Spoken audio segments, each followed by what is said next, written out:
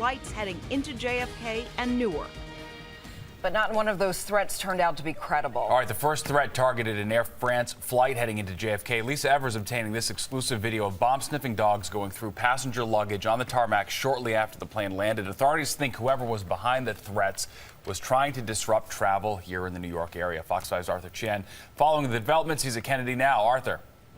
Steve, Derry, this began with a series of anonymous threats that were phoned in this morning, and while authorities say they believe it came from one source and that it was a hoax, they had to take it seriously, which made an already busy travel day all the more complicated. The first sign of trouble, an Air France flight out of Paris. Fighter jets were scrambled to escort it in for an emergency landing at JFK. The caller said chemical weapons were on board multiple inbound flights. Nervous moments for passengers. They said they have a threat. The police come in to inspect the airplane. We got down on the ground and we get to verify our luggage. Emergency crews swarmed the aircraft. Passengers were released, taken off directly onto the tarmac nearly 2 hours later when a second aircraft, a Saudi plane from Jeddah, also made an emergency landing, also isolated and searched. Then a third aircraft inbound from England was flagged, then radioed that there was no credible threat and eventually cleared to land without incident. Sources wondered if the threat was meant to disrupt air travel on a busy travel weekend. Nevertheless, every precaution was taken. We just have to follow the security procedures, and we didn't know about the chemical weapons or anything. We sit 1 hour and 55 minutes in the plane, and we see a lot of police, a lot of ambulance, a lot of very big problem, very hot, and they take us here.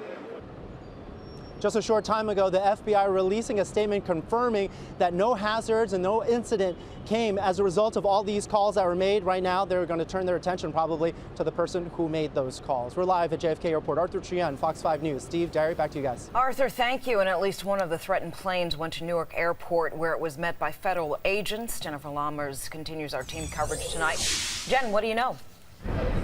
Yes, Stephen, Derry, so we are told this information just coming in that there were a total of 3 planes that were searched and screened here at Newark International Airport. We're also just getting in some information from United Airlines. They say at least one plane was definitely threatened coming into Newark Airport. This individual had called in a bomb threat, and as a precaution, passengers on board that flight were deplaned. This is Flight 63 coming in from Madrid. The plane right now, we're told, is undergoing an inspection. We did actually see about a dozen police and emergency services had been surrounding that plane, screening it. This is at International Terminal C, but you know, this is happening on Memorial Day weekend, one of the busiest travel weekends of the year. So as you can imagine, passengers were traveled pretty quickly. This was happening here at the airport.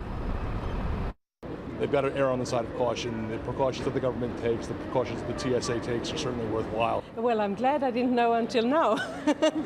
Yeah. But I had no idea. It doesn't make me feel very good. Oh, that makes me feel not safe.